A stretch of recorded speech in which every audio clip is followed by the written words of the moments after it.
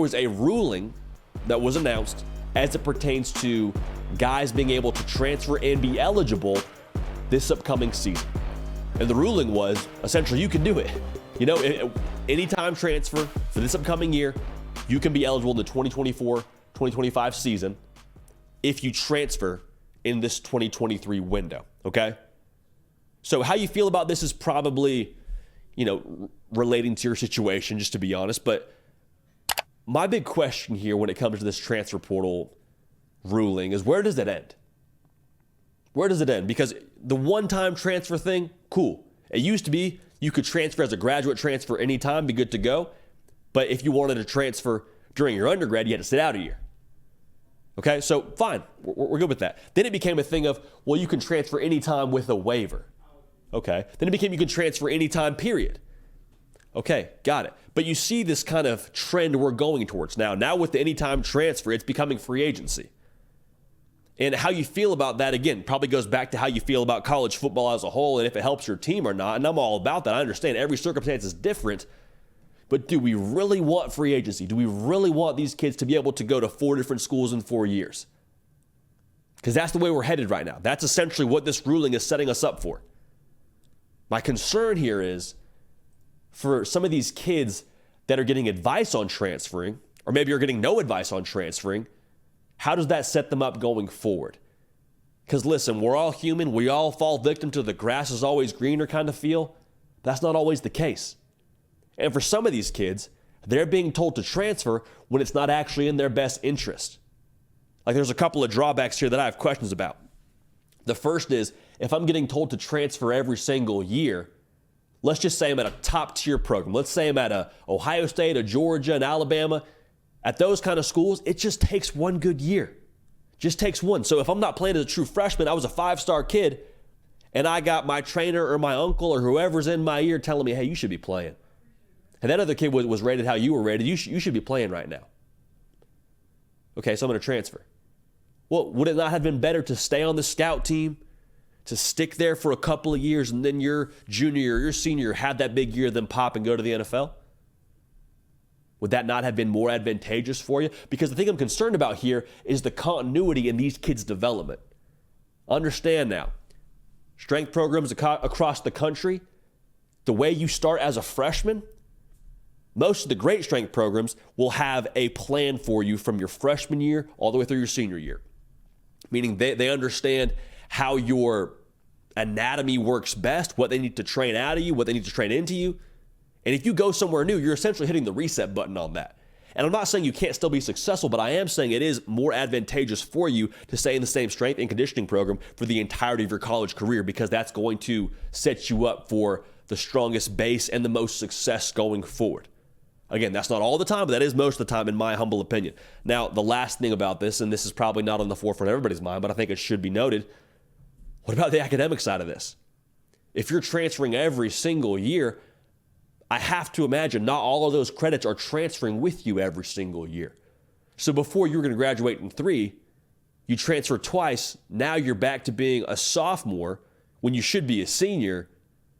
And I understand the NFL is everyone's goal here. I'm with it, but the NFL isn't happening for everybody.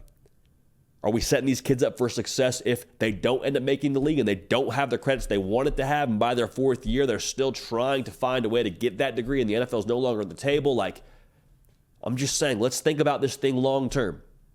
We've opened Pandora's box. I get it. We have to live with it now.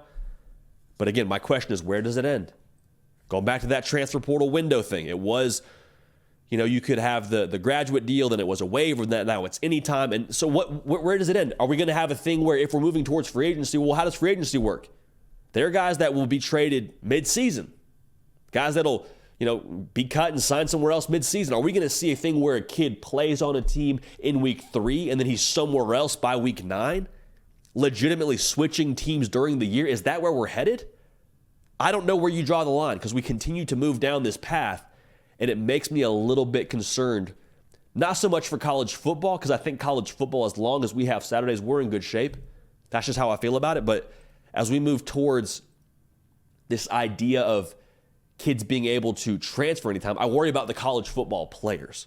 The sport is fine, but the players that are actually making up the sport, and their future and how they're set up for success after they're done playing ball, that's the thing I'm worried about. That's the thing that I'm curious about as we move forward into this transfer portal era. So, again, Pandora's box is open.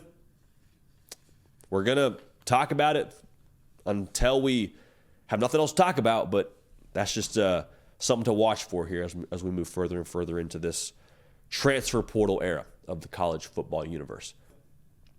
I want to tell y'all about our partners over at Prize Picks.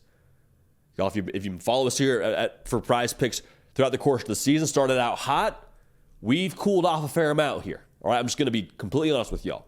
Just me and you talking right now. If you're following the trend, I would fade us. We have been ice cold. Now, with that being said, if you want to be in the foxhole with us and say, okay, nothing more dangerous than a man with nothing to lose, which is where we are right now in the Prize Picks universe, I'd say, all right, let's buckle the chin strap. Let's put on the eye black. Let's get ready to roll. Okay, so a couple of Prize Picks plays for you here for the Rose Bowl. We're focusing on the stat totals rushing for the quarterbacks in this one. J.J. McCarthy, his number is 15.5 rush yards.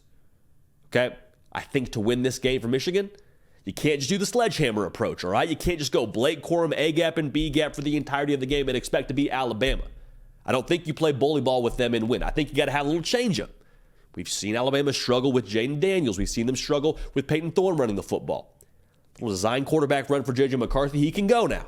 He's not sneaky fast. He's just fast, like a 4.5 40 guy. So I like the more there to hit for J.J. McCarthy, more than 15.5 rush yards. We're going to power play this for now with Jalen Milroe rush yards. Listen, you dance with the one that brung you in a game like this. Granddaddy them all, one of the best defenses in the country on the other side of the field. You are sticking with your bread and butter, and your bread and butter to this point in the year has been Jalen Milroe toting that rock like it's his job. 34.5 rush yards. We will also take the more there. Prize Picks, daily fantasy, super easy to use, safe, easy withdrawals.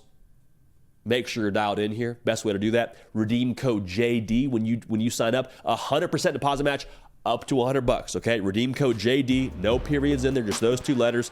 They'll get you all set. So those are our plays for the Rose Bowl. We'll have some more thoughts on the Sugar Bowl here in the very near future. Appreciate Prize Picks. Taking care of us, taking care of y'all. Hey y'all, thanks so much for watching. Subscribe to the channel here to make sure you don't miss an episode of The Hard Count. Also be sure to check out other videos on the On3 YouTube channel.